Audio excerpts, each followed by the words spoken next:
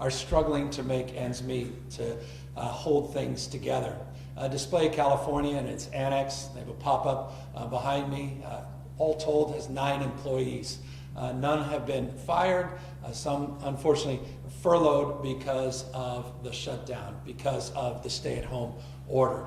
As we move, as we announced this week, to modify in a meaningful way into what we call phase 2, our stay-at-home order, it's businesses like this that can reopen for curbside pickup.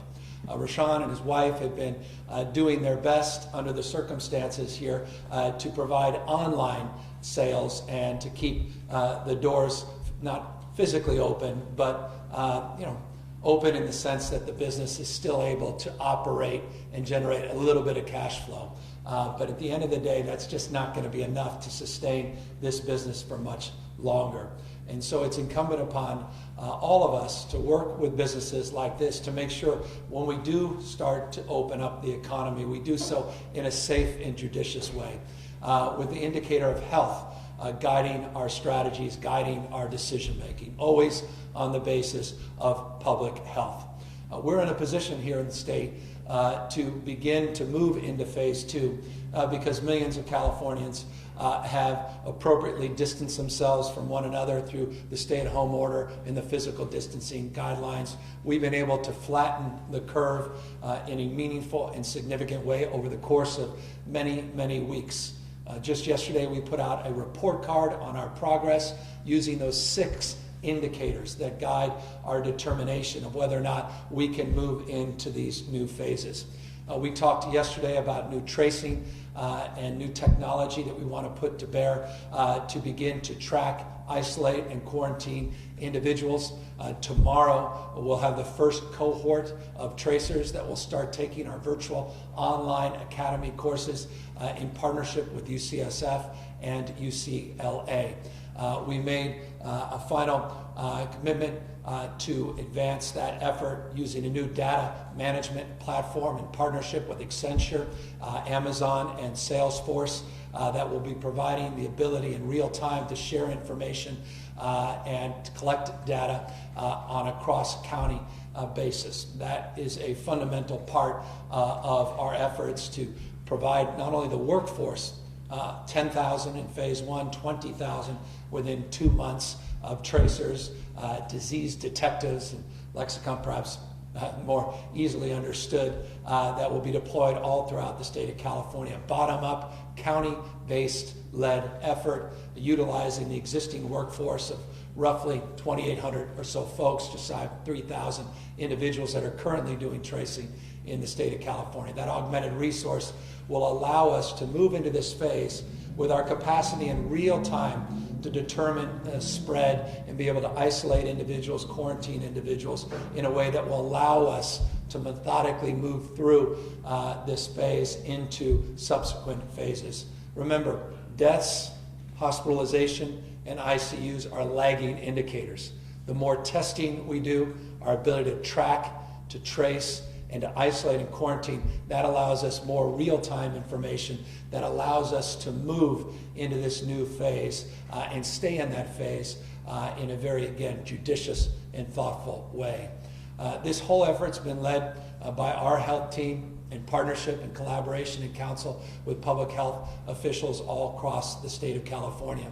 As we said yesterday, we'll be putting out the guidelines this Thursday, and businesses like this can start to open as early as Friday of this week. We were talking to Rashawn just a moment ago what that would look like for him. And it's a supply chain issue, not just a customer interface issue, as he reminded us. It's the things that come through the back door, meaning product that are displayed here at this business. And it's the ability to sell those products in a very thoughtful way with a deep framework of sanitization, a deep framework on protecting his employees, as well as protecting his customers. So from the supply chain, which will begin to open up manufacturers, logistics to support businesses like this in this new phase, it's incumbent at all levels that we have strong protocols in place, but none more important than appropriate protective gear. The PPE side of this is so foundational. in our ability to open up, to make sure people have the appropriate face coverings, that they have the support they need to keep these facilities, to keep these retail establishments sanitized, and to make sure customers, again, and employees are safe. We're very pleased in the state to have had substantial success in the last week in procurement of tens of millions of new masks that are now coming in almost on a weekly basis. Let me be specific. We've been able to distribute 14.2 million procedure masks, these surgical masks, since the beginning of this pandemic. We currently have an inventory of 19.3 million masks that have come in over the course of the last number of days. We'll get those masks out as soon as we possibly can. But I can assure you, in all of these months, we have never had so many procedure masks, surgical masks, in our possession, now able to be distributed all across the state of California. Again, we've prioritized our healthcare professionals, we've prioritized our first responders, our skilled nursing facilities, assisted living, but we will, as these product lines begin to open up and we have more of this product start getting out to the front lines for our grocery workers, get it out to the front lines in terms of our transit workers and our retail workers as well. PPE, not just testing and tracing, is so foundational in terms of moving into this next phase and being able to methodically, judiciously, and thoughtfully begin to reopen up our economy with adaptation, with modifications. The spirit that brings us here today is the spirit that defined the opening of this business in 2014. That's the spirit of entrepreneurialism, a spirit of a mindset that's alive and well in the state of California. It's appropriate that we're in a business that sells California-based products, California-based designers and makers, and brings that ingenuity and that talent to bear in a curated way at this space, making it available to support our economy, but also to support other entrepreneurs in our economy. It's perhaps a long way of saying this. We're not just talking about one small business. It's the business's impact on that entire supply chain and on the creativity and the ingenuity and the innovative spirit that defines the best of California. Businesses are not just about dollars and cents. They're about community, and they're about a sense of spirit and pride where people can put their wares, put their ideas, and make them real, make them visible, and create opportunities and create, manifest dreams at the end of the day. Because at the end of the day, I can say this as a small business person myself, this all starts as a dream. It starts as an idea, pen then to paper, and to see your dream come to fruition and potentially be at risk because of this pandemic is devastating. And so it's a way of expressing not just empathy, but a deep admiration and appreciation for these entrepreneurs that put everything on the line. And truly, everything is on the line as we move into this next phase to make sure we do it right and to make sure we don't jump ahead of ourselves and have a second wave that then forces us to toggle back and now put back into place the restrictions that we're now in a position to finally loosen up. And so it's a long way of just repeating a mantra. We have to maintain the core construct of our stay-at-home orders and make sure that we are appropriately doing the social distancing and the physical distancing that is necessary at this moment, particularly as we move into this new phase where that behavior becomes even more essential because we put more and more people at risk as we begin to open things back up. And that's why I cannot impress upon people more that we're not going back to normal. It's back to a new normal with adaptations and modifications until we get to immunity, until we get to a vaccine. We'll get there. That's coming. That will happen. The question is, what happens in between? And in this state, you've just done such a remarkable job keeping that line, keeping our total number of positives, hospitalization, people vulnerable in our ICUs in a stable place compared to many other parts of this country. And I just want folks to know we're grateful to you.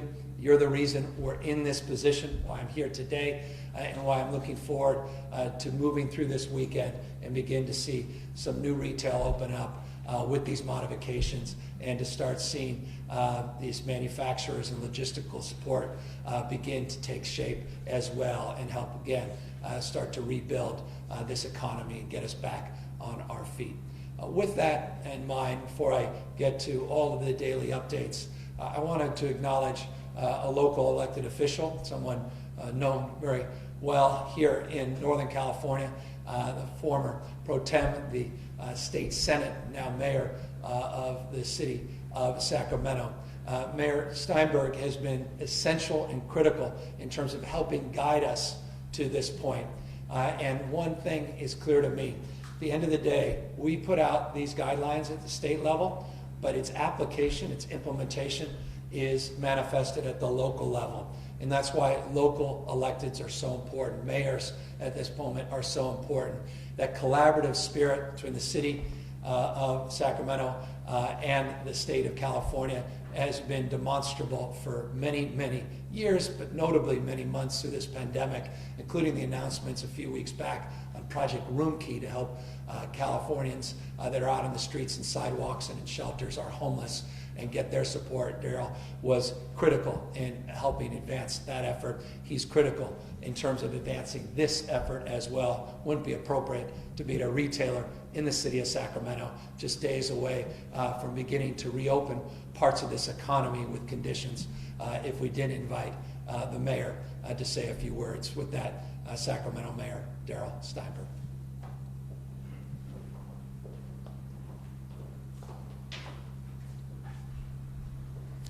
Thank you very much, Governor Newsom. I want to thank you for your steadfast leadership, for your wise judgment, and for leading California back, but in the right and safe way. This cannot be a choice between public health and reopening the economy. We know that we must do both. And so you have now said to us, and we are now on the ground beginning to think about the implementation. It is not a question of if, it is not a question of when. It is a question of how. How we go about reopening will define, as you said a moment ago, whether or not we can move with effectiveness to the next stages and open up more, or whether or not we are going to have to take a small step, a medium step, or in the worst case, a large step backward and keep the economy closed for longer. We know there is only one way to go, and that is forward. And so how we reopen at the local level and throughout the state is absolutely crucial. Whatever may seem like a small inconvenience is not an inconvenience when you consider the alternative. To be able to shop at Rashawn and Maritza Davis's Display California store, but to have to pick up at curbside is no big deal. To make sure that you don't come if you're not feeling well. To make sure that with the work you have done, Governor, to assure that we have more masks, to wear masks when you're out in public, to provide that extra layer of protection, to make sure that you are always washing your hands and that we are always using the right sanitation supplies in our retail spaces. We do all of that, and the governor will then be in the position, we will all be in the position where we can confidently take the next steps and open more and return, yes, not to normal, but to the new normal, which will reconnect us as members of our community, which will allow more of our small businesses to recover and ultimately to grow, and will allow us to see that new day in California again, where we are open for business. Thank you very much, Governor.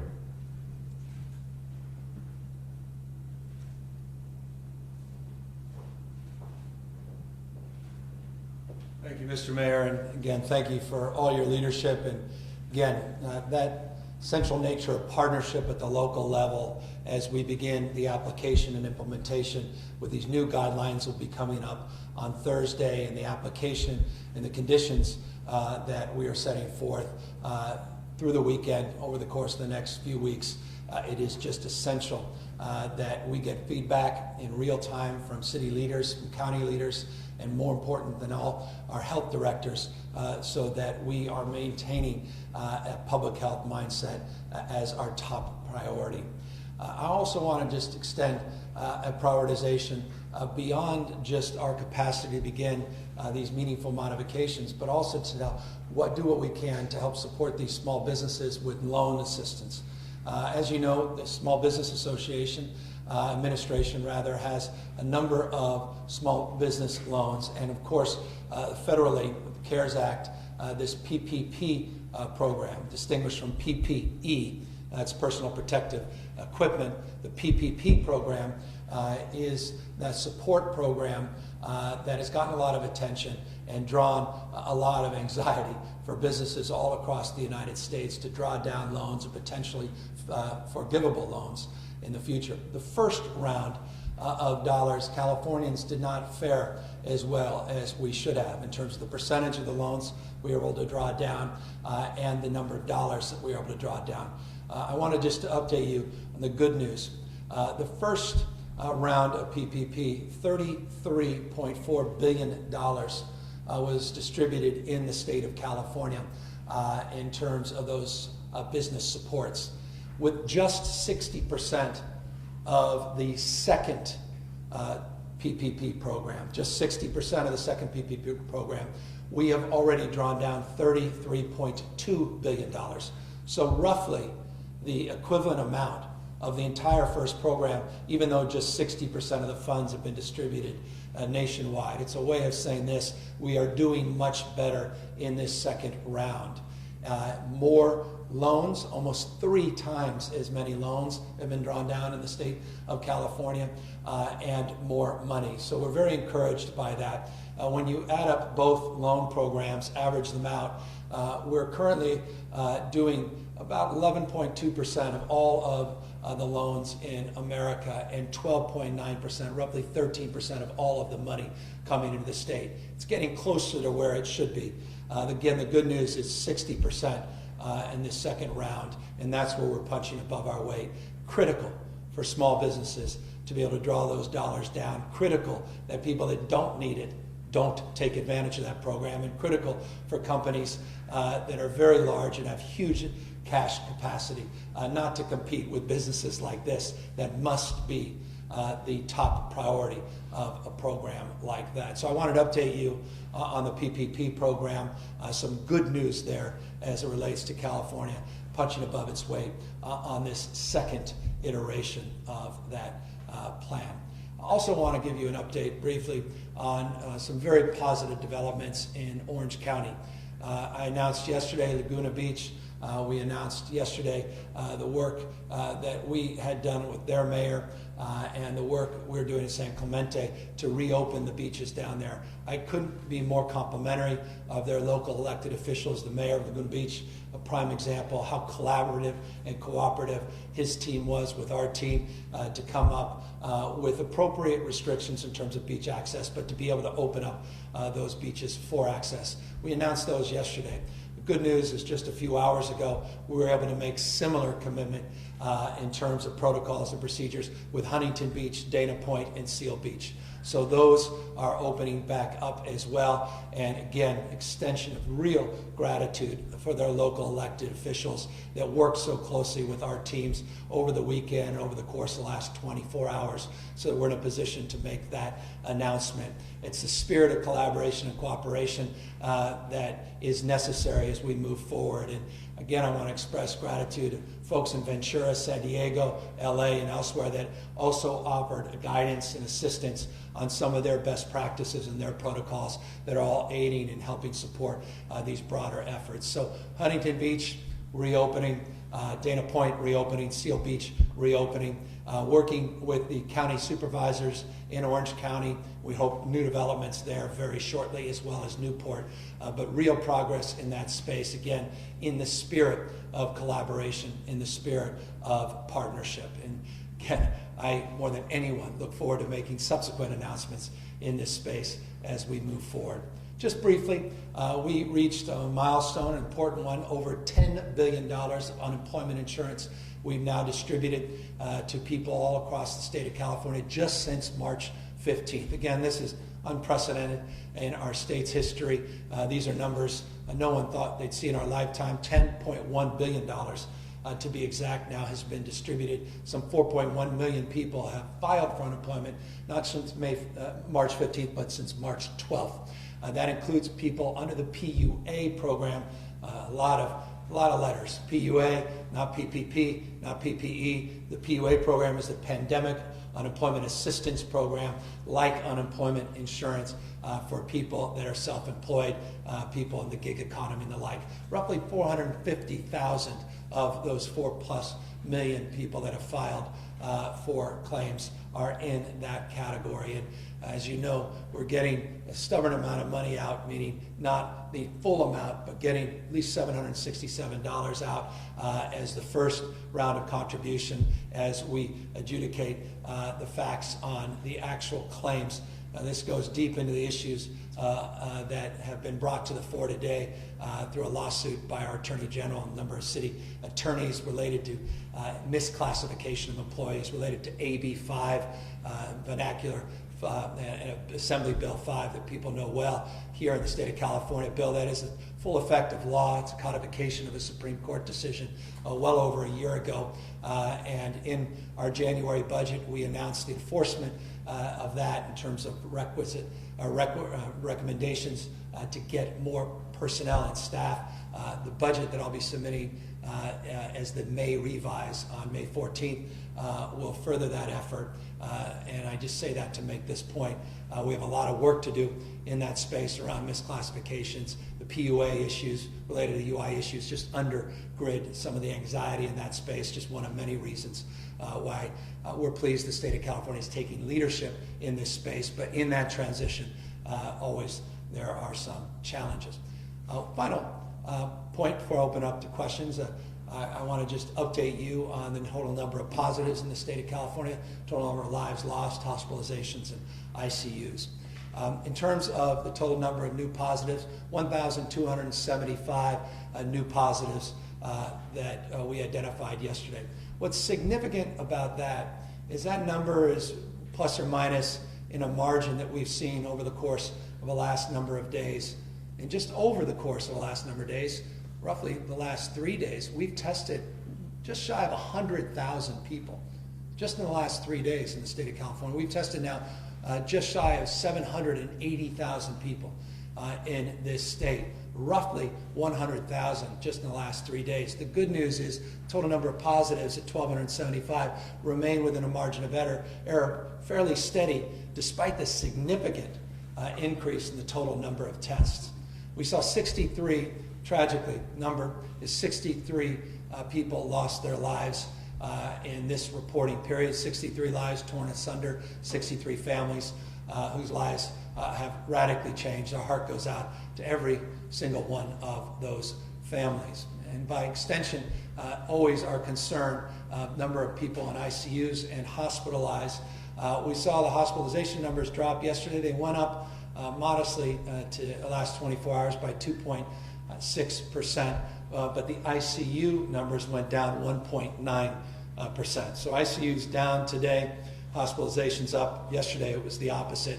The good news, again, in an effort to try to not confuse you, but to also be accountable to being as precise as I possibly can, we have people under investigation, the PUIs, not the PUAs. The PUIs, people under investigation, both for hospitalizations and ICUs, those numbers also dropped yesterday. It's another positive indication. If we were putting out a report card today, it would be even slightly stronger than the report card we put out yesterday. That give us, again, more confidence in our capacity to move forward with the modifications of our stay-at-home order later this week. Again, modest but meaningful modifications, phased approach, frame of health first. These indicators will guide us into this new phase. And final words before I do open up for question. We continue to have very robust and very, very positive conversations with our county and county health officials, our county elected representatives and health officials, as they understandably are inquiring about the capacity to make variance requests through self-attestments, self-certifications with containment plans that will allow them to go deeper into our phase 2. And so we are working with them hand in glove. The information around what that criteria looks like will be forthcoming well within the timeline we established and communicated yesterday. So that's a long-winded update on the day, but a very, I think, positive day in terms of some of these indicators. Caution always that this can change radically as we enter into this second phase. Now with that, happy to answer any questions. Hi, Governor. My name is Ashley Zavala. I am the State Capitol Bureau reporter for Nexstar Media Group, which has 7 TV stations across the state between San Francisco and San Diego. Our first question today is coming from Elix Michelson at Fox 11 in Los Angeles, with you hosting a roundtable later this afternoon, and then I know you had one last week. He's wondering, what's the greatest area of concern you're hearing from small business owners so far? How do you address it? How do you enforce your guidelines so everyone gets a fair chance? Yeah, I mean, it's a wonderful question. As you know, and many others, and I appreciate the frame of the question you referenced, we've been having very robust outreach, or we are engaged in robust outreach, sector by sector, all throughout the economy in the state of California. A few weeks back, we announced a remarkable group of talented individuals, some of the most well-known business leaders in the world, Tim Cook of Apple and Bob Iger of Disney among them, as well as social justice warriors on our Economic Recovery Task Force. That task force has a dozen or so, a little less than a dozen committees that are advising us not only regionally but sectorally and beginning to help us break down and work through some of the questions around guidance. I've been having a series of Zoom conference calls with business leaders of different stripes, large business, medium-sized businesses, and very small businesses to address their particular and unique needs. Today, this afternoon, we will be doing the same in our manufacturing space. We'll be doing more in the entertainment space and others over the course of the next few weeks. So it's a way of answering the question. Sector by sector, we begin to process that dialogue, then we process the lessons learned. We're getting all the benefit of our recovery task force and the information they're providing us, and then the best practices we seek all across the country and for that matter around the world, and of course our partnership with other states. And that partnership has turned out to be profoundly more impactful than even many of us originally believed. I made a comment yesterday that our regional variation strategy came in no small part because of the leadership of Jared Polis in Colorado and Governor Brown up in Oregon and the sharing of best practices in that space. So it's all of that together that allows me to answer that question. It's not just an intellectual exercise in the abstract. It's one of deep engagement. As it relates to the application of these rules, again, localism becomes so determinative. The leadership of mayors like Mayor Steinberg, the leadership of county supervisors, and again, no substitute for the leadership of county health officials. The guidance is real, and it can be raw. I mentioned yesterday that the alcohol beverage control had reached out to 81 businesses, and 80 businesses complied. Those 81 businesses were open against the advice, counsel, and directive of their county health guidelines. Today I got an update. It's now 82 businesses. It's interesting. They made phone calls, and most of those phone calls went extraordinarily well. In a few cases, a few dozen, they had to make visits, and those went extraordinarily well. There was just one outlier. So it gives you a sense on the enforcement of many of the tools in the toolkit. No one wants to be overbearing. People just want to be responsible. And when you get a call from your county, you get a call from mayor's office, you get a call from health director, you get a call from state agency like the Alcohol Beverage Control, know that they're just doing their job and trying to keep all of us healthy so we can get into these phases and out of these phases and into the new phases sooner than we otherwise would. Our next question is from Sophia Balag with the Sacramento Bee. She's wondering, you've said the shopping malls won't be reopening Friday, but can stores inside those malls be open for curbside pickup? What about big box centers and strip malls? Yeah, not in this first phase. We're going to be working with the counties on local variances, and that's the conversation we're having with the counties in real time. Their ability to move deeper into phase 2, those are phase 2 activities, the larger malls.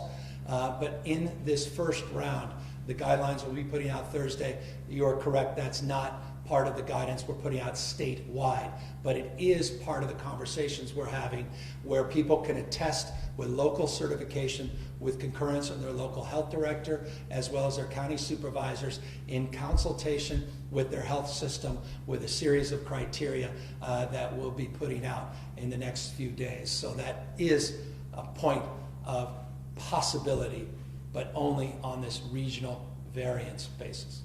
Next question is from Kathleen Ronay with the AEP. Okay, next question is from Kathleen Ronay with the AP. She's wondering, Yuba and Sutter counties are allowing dine-in at restaurants, hair salons are open, and the Yuba-Sutter Mall plans to open tomorrow. You've said counties can go deeper into phase 2 ahead of the state, but can they go into phase 3, which includes things like hair salons? If not, then will these now opened businesses need to close? Yeah, they're making a big mistake. They're putting their public at risk. They're putting our progress at risk. We've been clear about that, well aware of those examples. These are exceptions. These are real exceptions. The overwhelming majority of Californians are playing by the rules, doing the right thing. They've put us in a position where we're making these announcements this week. We have guidelines. We have criteria. They can choose to work collaboratively with their health director, their county supervisors, and the state and allow us to publish those guidelines. But those are not phase 3 guidelines. These are getting deeper into phase 2. That's what the state will afford in the short term. And to the extent that they go further, they put those businesses at risk, not only the health of their communities at risk. And I would encourage them just to do the right thing and know that we are committed to working with them, as we have been, and their county representatives through CSAC, League of Cities, and their health directors to accommodate their local needs and their regional variances. But we have a process and protocol to do that. And so we believe in ready, aim, fire, not ready, fire, aim.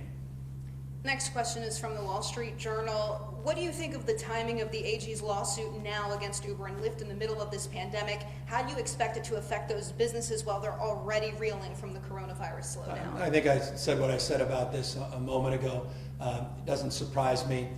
Since the Dynamax ruling was years ago, I just remind the person that asked the question, this was a codification of a Supreme Court rule. The whole issue of misclassification didn't just occur out of nowhere. It didn't just jump into the consciousness of these companies in the last number of months. It certainly well predates the coronavirus. AB 5 was adjudicated and was compromised with a number of classifications being exempted over the course of a very robust legislative calendar last year with a lot of input. Not everybody was satisfied by it, but letter of the law has to be applied. We want to be cooperative and collaborative, but we as a state have a responsibility to do what we said we were going to do. So again, the lawsuit doesn't surprise me, and to the extent the question could have easily been asked from another perspective, does it complicate matters that those same companies want to go to the ballot to undo the law? I imagine one could ask from that prism the same question. Next question is from Sansari Tansal with Fox 40. She says, Governor, it's been 1 week since Californians could apply for the PUA. Thousands of Californians who've lost jobs during the pandemic applied for regular unemployment and were surprised by a delay in help due to penalty weeks. They were told by PUA there would be a fix for them. They were told they would get a letter by May 2nd telling them how to apply and get some financial relief in these unprecedented times despite the penalty weeks issue. Thousands had started a petition about this. Multiple agencies like the Center for Workers' Rights sent you a letter about a badly needed fix for these folks. Now these workers haven't received letters and still haven't received any help. What's going on? Okay. And what's the best idea to lump this group? You're good. I'll have to find the letter. Forgive me. I haven't had a chance to look at the letter directly, but I'll have Julie Sue, whose responsibility is the EDD.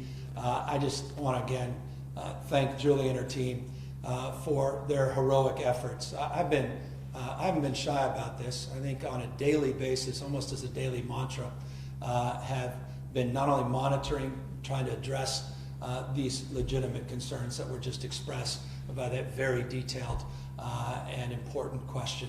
I talked today about the 4+ million people that have applied for unemployment insurance and the PUA program. We talked about the fact we reached the threshold of $10.1 billion that's been distributed. A couple days ago, I talked very specifically about how we moved 1,340 new people to work the phones to improve the system, how we added an additional 600 staff that are being redeployed as we speak in real time. We talked about the new chatbots on the system. We talked about the new texting technology we are putting in to bear. We talked about the fact that we extended the hours of operation on our call center since 2013. We're 8 a.m. to noon, 5 days a week. Now we're 8 a.m. to 8 p.m., 7 days a week. And how all of that is not good enough.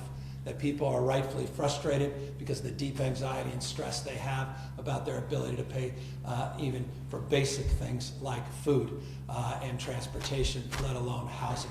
And so we continue to do everything in our power to improve that process, including changing the criteria to which we adjudicate these claims. The PUA process is novel for us across this country, and we are sharing best practices to the extent we can find them. We have 450,000 people in the queue of those 4.1 million people that are in the PUA category. We're able to get checks out, $767. That's the $600 check that comes from the CARES Act, plus the $167, which is the minimum payments to get those processed as quickly as we can.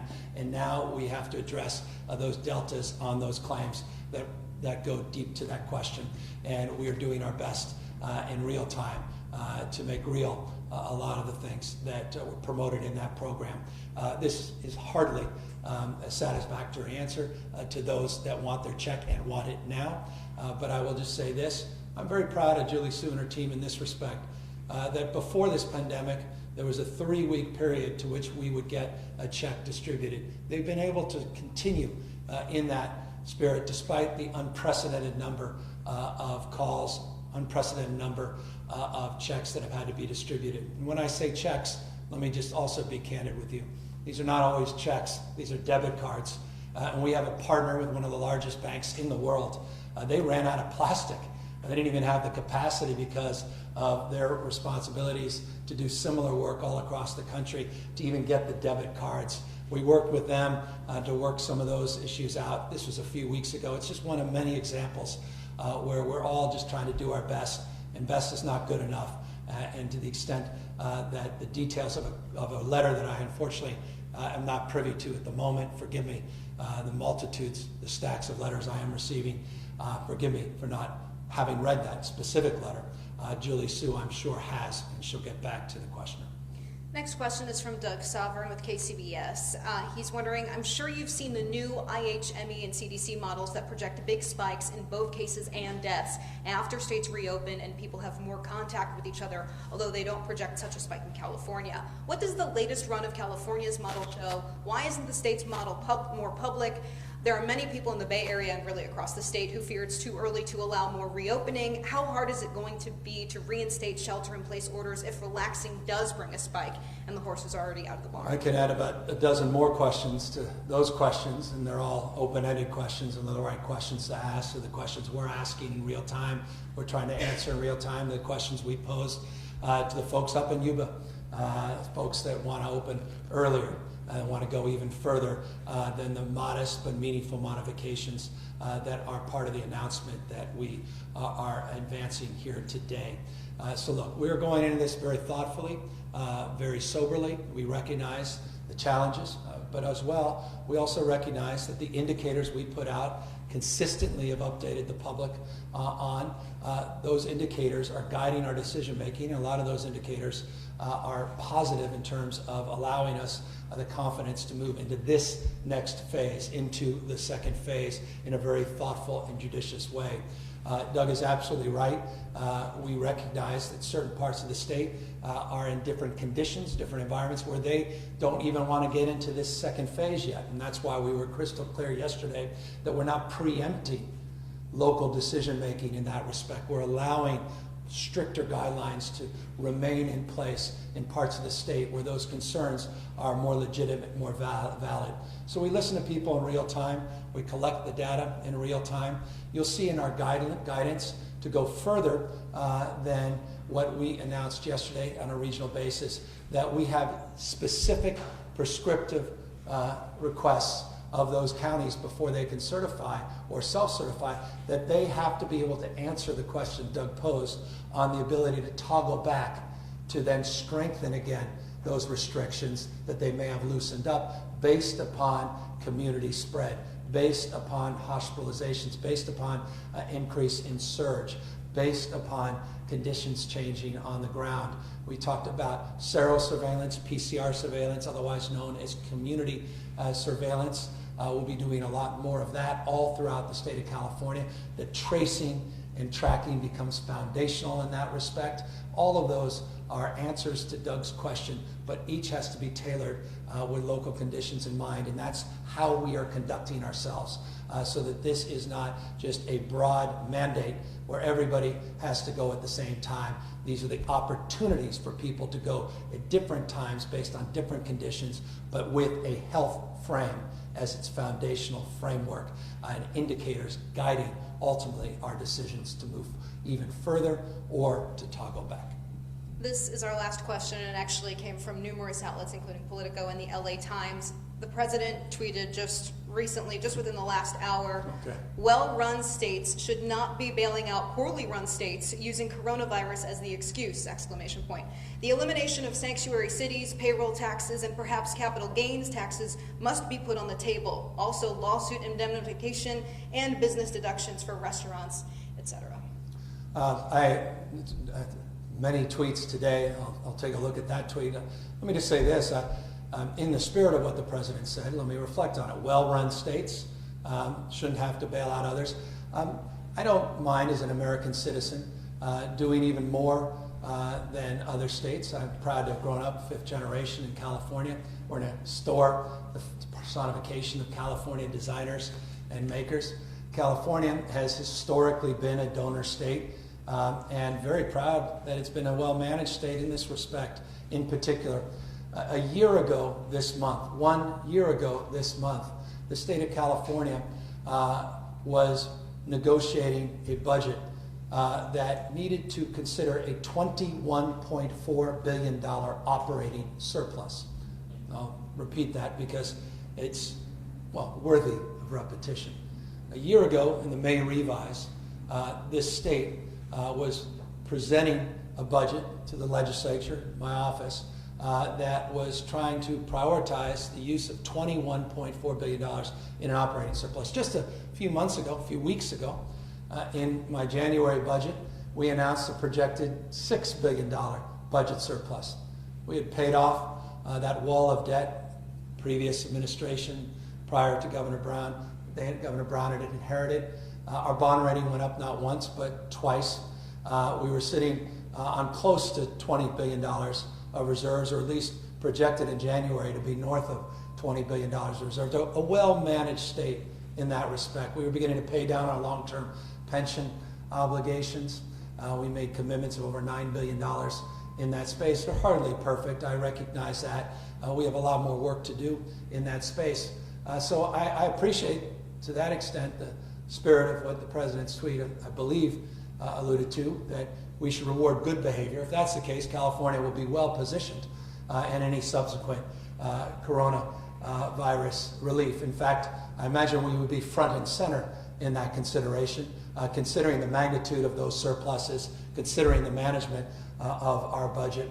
and considering the magnitude of this virus and its impact on our general fund. That will be made more real when I submit to the legislature the May 14th deadline for our revised tens of billions of dollars in deficit now, just like that, because of this virus. So I appreciate that sentiment, at least. The other points of that tweet are golden oldies of policy differences, particularly on issues related to keeping people safe and healthy as it relates to policies like sanctuary that have been in place in states large and small across the country, red states, blue states. Rudy Giuliani included in New York, who was an advocate for sanctuary policy. That's a separate issue and well-defined in California, and I think it's one of the many lawsuits we're engaged in with the administration. So good people can disagree on that, but on the issue of bailing out well-managed states, I think California is going to be very firmly grounded as a beneficiary of that sentiment, if indeed that sentiment is advanced in meaningful federal support, which is absolutely necessary to avoid cuts that none of us want to make over the course of the next few months as we try to balance, as we're statutorily required, our budget by the end of June, or middle end of June. With that, I want to just thank everybody again for their time and attention. I think we're seeing the progress of all of your hard work. Let me thank 40 million Californians for everything you've done to allow us to be in this position where we're beginning to move back very thoughtfully into a new phase of this pandemic with all the conditions, nonetheless, all the modifications, nonetheless. I think we can continue this progress as long as we continue to take seriously this virus. This virus, again, still is ubiquitous in our society. And no greater mistake we can make is forgetting that. Please, please continue the physical distancing. Please, please, to the extent you can, wear face coverings so that you can not just protect yourself but protect others. And remember, you may be asymptomatic, no symptoms, and still be able to spread this virus. You may be young and healthy, and you run up and give grandma a big hug, and all of a sudden, 5 or 6 days later, grandma's in the ICU. It's not a gross exaggeration. And so it's incumbent upon all of us to take seriously this moment, as much as we ought to all rush back and want to just imagine a world that we didn't just live through, forget all about it. Let's not develop amnesia. Let's not, as we keep saying, run that 90-yard dash. Let's continue to move into this new phase the way we moved into that stay-at-home order. And that's the spirit of Commonwealth, the spirit of collaboration that's defined the last 2 months in this state. Take care, everybody. Thanks for taking the time checking in.